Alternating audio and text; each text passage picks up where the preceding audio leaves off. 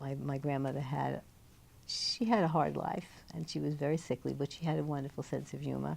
She had that twinkle in her eye, and she liked my husband very much. And when we were dating, he'd come down he was in Amherst, and when he came down from Amherst to New York to my apartment on weekends, you know, we had this small, at that point we were in a 5-room cooperative apartment in Little Neck when I was at Queens College.